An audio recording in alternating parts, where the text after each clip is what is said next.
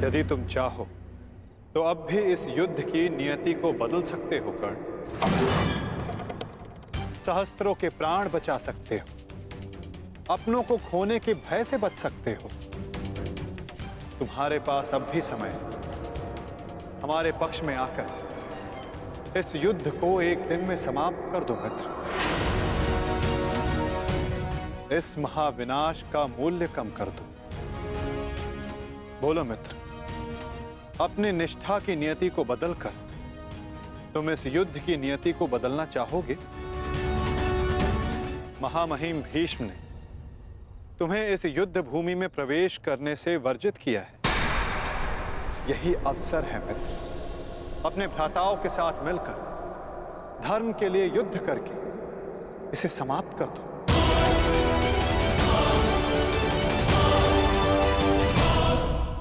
यही अवसर है मित्र, अपने भ्राताओं के साथ मिलकर धर्म के लिए युद्ध करके इसे समाप्त कर दो। आप मेरा उत्तर जानते हैं, फिर क्यों बार बार ये प्रश्न करते हैं मुझसे? मैं तुमसे प्रश्न नहीं पूछ रहा हूं, तुम्हें तुम्हारे संदेहों का हल दे रहा हूं। या तो परिवर्तन के लिए स्वयं को परिवर्तित करो या फिर प्रलाप बंद करो मित्र। और जो हो रहा है उसे स्वीकारो। तुम्हारे अंदर अपने मित्र के विरुद्ध जाने का सामर्थ्य नहीं है मित्र। जो पीड़ा आज तुम अनुभव कर रहे हो सकता है कि कल तुम्हें उससे अधिक पीड़ा अनुभव करनी पड़े मित्र। इसलिए कहता हूं अंगराज, या तो विरोध करने की शक्ति रखो या फिर पीड़ा सहने का सामर्थ्य।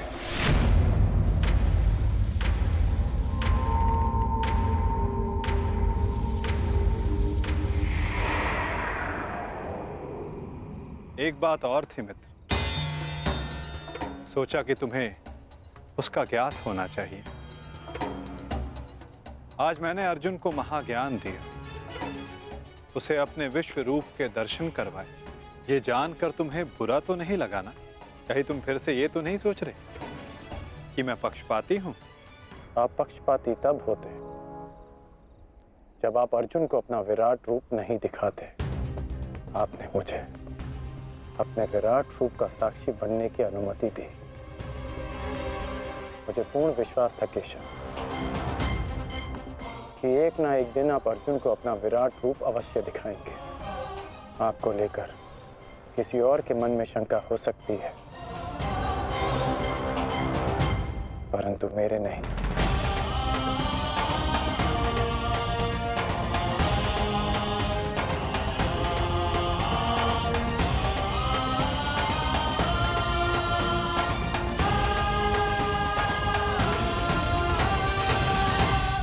एक दिन आपने मुझे पाषाण और मोरपंख होने का अर्थ समझाया था। हर पहेली का उत्तर हमारे चयन में होता है अंगराज। इस पाषाण खंड की भांति, जो ना अपना चुना हुआ मार्ग बदलता है और ना ही अपने विचार। और दूसरा मार्ग वासुदेव, जो इस मोरपंख की भांति होते हैं, वे अपने आप को ईश्वर की इच्छा के हाथों ऐसे समर्पित कर देते हैं जैसे इसने स्वयं को वायु को समर्पित किया। मैं आज भी पाषाण हूं और अर्जुन आज भी वही मोरपंख। वो मोरपंख जिसे आपको अपने मस्तक पर धारण करना ही था। ये मेरा प्रारब्ध है कि मैंने पाषाण होना चुना है।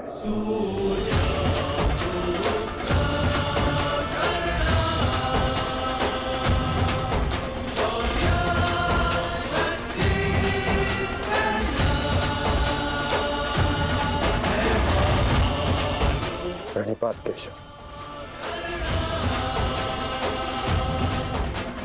कल्याण वस्तु मित्र।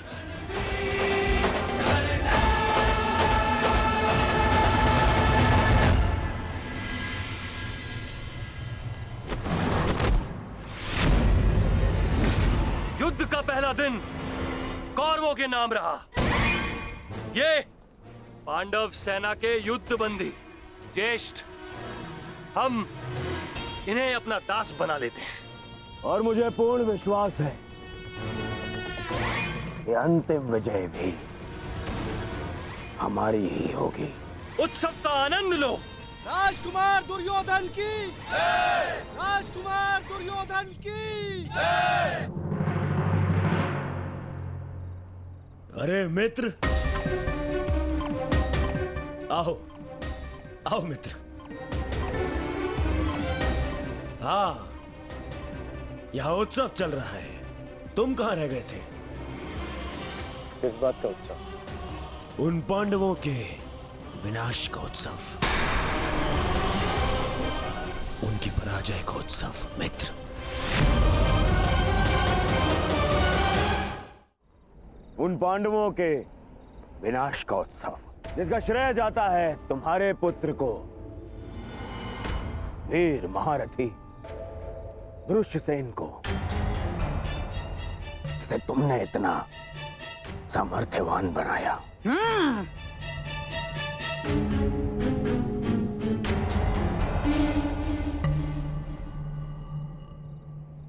ये तो अवश्य उत्सव बनाने की बात है। आज तो मैं भी मदिरा पान करूंगा। मामा श्री, तुम भी मदिरा पान करोगे? लो, ये लो।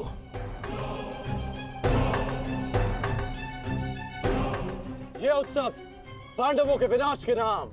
विनाश के नाम। मित्र, मैं इस युद्ध में उपस्थित नहीं था। क्या तुम मुझे बता सकते हो कि पांडवों की सेना में कितने हताहत हुए? पूरी एक औक्षणी सेना और साथ साथ उस मूर्ख बालक उत्तर का भी अंत किया आज हमने। विराट के छल का प्रतिशोध लिया हमने। उत्तम, अति उत्तम दुशासन।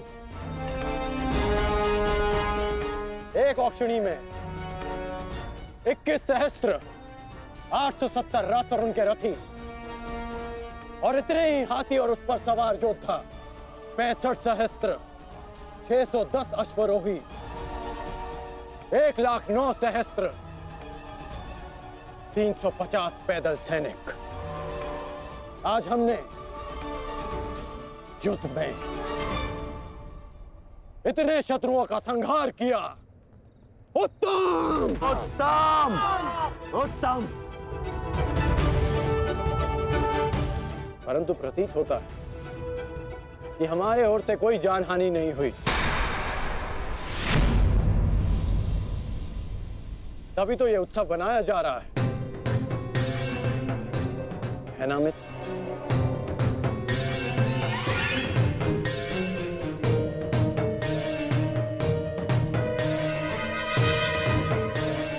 नहीं मित्र, हमारी ओर भी लगभग आधी अक्षौणी सेना की हानि हुई है।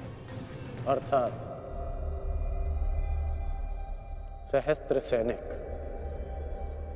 महारथी, अश्वरोही हमारी ओर से भी मारे गए।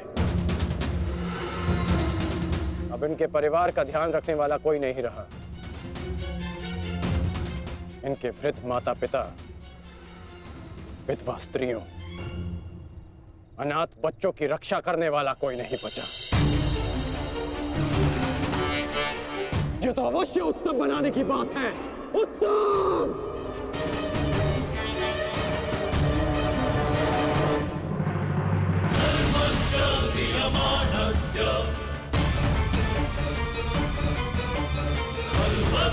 सर्वस्य